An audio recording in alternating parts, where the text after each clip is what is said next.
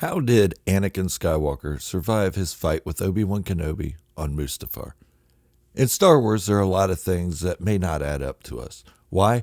Because the only reference we have to go off of is our own experiences in our world. We don't have the Force. Or if we do, we don't know how to tap into it the way Jedi or Sith do. We don't have lightsabers that can cut through almost anything instantaneously. We don't have the non-aerodynamic flying space Doritos called Star Destroyers. So we go off what works physically in our world to make sense of it. And that's how Star Wars captivates us. The technologies and mysticism in the galaxy far, far away make us wonder, how is that possible? And it takes us to something unbelievable that we make believable in our own minds. So how do we make something as extreme as Anakin Skywalker surviving being burned alive seem possible? Let's talk about it. The other examples I gave are some of the magical things we wished we had in our possession: Star Destroyers, lightsabers, and so on. But what about some of the darker, unbelievable things? I'm not talking about just the dark side of the Force, nor an evil empire dominating the galaxy, although those things are not most welcomed to the average citizens of Earth. No, I'm talking about the near-death experiences in the Star Wars universe. Darth Maul getting cut in half and surviving, Kylo Ren and Reva getting stabbed through the abdomen and continuing on. But there's one big one: Anakin Skywalker being turned into a fishing bobber, then only to be burned beyond recognition and still surviving. Before I go on, if you could hit that subscribe button and give the video a like, I'd really appreciate it. If you watch Yellowstone, a bump on the head is all it takes to end your career on the show. That's sort of believable. But if you read the script and see bumps his head, you know you just got wrote out of the series. But in Star Wars, it's different. And in the case of Anakin Skywalker's duel-ending high ground chop, we have to wonder, how? Well, there's a simple explanation, and that is the dark side of the Force is a pathway to many abilities some consider to be unnatural. So yes, it's unnatural to have all your limbs cut off and third-degree burns over 90% of the rest of your body and still live. Not just live, but retain cohesiveness. But saying it was the dark side of the Force is a cop-out. It takes any personal achievements from Anakin Skywalker and says, well, the Force willed it, so he survived. And I'm not taking anything away from the living Force here. It did play a part in Anakin Skywalker's survival on Mustafar. But there is more to it than just that. I keep saying Anakin Skywalker, but we all know he had become Darth Vader by this point. But you know what I mean. Let's go back to the first two I talked about, Darth Maul and Reva. Darth Maul was sliced into two pieces by Obi-Wan Kenobi, yet he survived. How? Because of his anger, his pain, his resolve.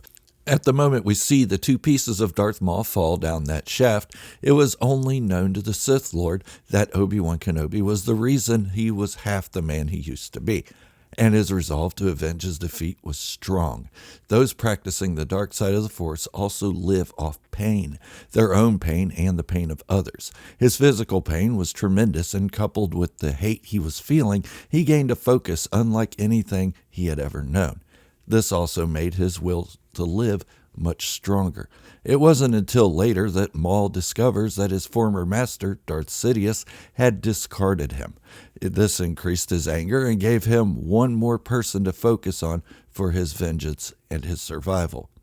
Then we go to Reva, who in a moment of weakness, watching her trainer get cut down by Anakin Skywalker and his 501st Legion, gained focus. As a youngling, she wouldn't have been well established in Jedi training and wouldn't know how to combat feelings of anger and physical pain fully on the light side of the Force. With no one left to guide her, she fell into the trap of looking inward for answers, thus giving way to her anger and pain, bringing focus and resolve. A resolve that included luring Darth Vader into a trap to kill him. Now we can all say it isn't fair that Reva survived two impalements while Qui-Gon Jinn died from the exact same wound.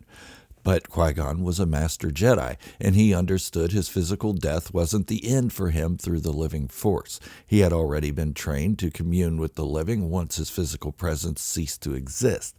Qui-Gon also didn't give in to the pain, nor did he feel anger in this moment. If he did feel anger, he pushed it aside as a Jedi should. Here's a real-life story for you, and this is true. I was a supervisor for a cargo company operating out of an airport. When one employee was on the crew stairs leading up to an aircraft, she fell off. She landed on a metal pole sticking up at the bottom of the stairs. She was completely impaled through her back. Yet, she lay there alive and aware of what happened, even feeling bad for breaking the safety streak for our company. Her injury was in the same location as Qui-Gon Jinn's and Reva's, but in reverse.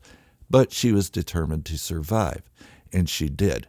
So even in our own world, people can survive these type of injuries. But being impaled with most vital organs being missed is a lot different than having an Anakin Skywalker barbecue. How did he survive?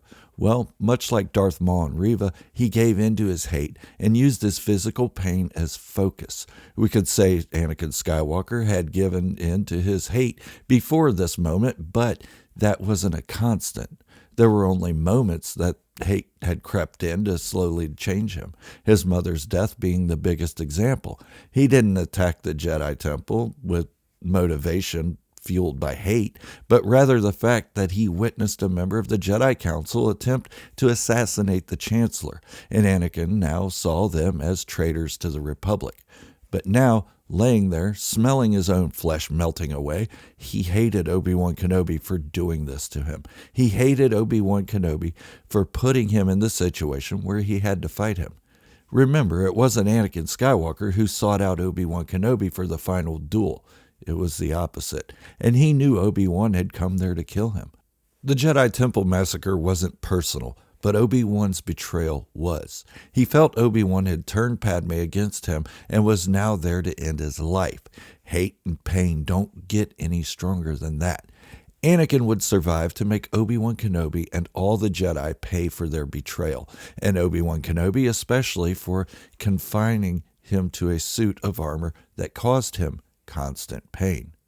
The Chosen One prophecy is fun to think about, but when it boils down to it, Anakin Skywalker didn't care about that. He wasn't turning to the dark side to fulfill some destiny. He turned because he was betrayed, and he survived becoming dismembered and burned because of that betrayal. When Master Yoda said, "A prophecy misread could have been," that statement was even deeper than even Yoda knew. Not that Anakin Skywalker wasn't the Chosen One, because he ultimately was, but because he wouldn't bring balance to the Force the way the Jedi thought. He wasn't there to wipe out the Sith entirely. He was there to turn to the dark side and destroy most of the light side users, bringing balance to the Force. Without the dark side, there can't be a light side of the Force. There would just be the Force. Balance. Remember when Darth Vader ended the rule of the Sith, there was only one known light side user around, Luke Skywalker, at least at the time of Return of the Jedi's release. We now know there were several others, including Ahsoka Tano, Ezra Bridger, and possibly even Cal Kestis, with the only Darksider around being the essence of Sidious in a worthless clone body, creating another imbalance to the Force and leading to the rise of Snoke and Kylo Ren. Okay. I just went off on a tangent about balance in the Force. It's much more complicated than what I briefly described, and I'll do another video about how the Force was never really balanced, at least in terms of how we perceive balance. We all know George Lucas stated that his idea of balance is the total elimination of the dark side, but it's fun to think of other scenarios as well. But to sum up Anakin Skywalker's survival, it was his own willpower, physical and mental strength and pain, and hatred for Obi-Wan Kenobi that helped him survive along with the living Force. I guess I could have made this video about 15 seconds long, but where's the fun in that? I like talking about Star Wars, and this gave me something other than the Star Wars Andor series to talk about. If you enjoyed today's content, hit the like button and subscribe to the channel to see more of what I do here. I'll see you in the next video. Until then, this is Gerald, a Star Wars fanatic, signing off, wishing you all great health, happiness, and peace.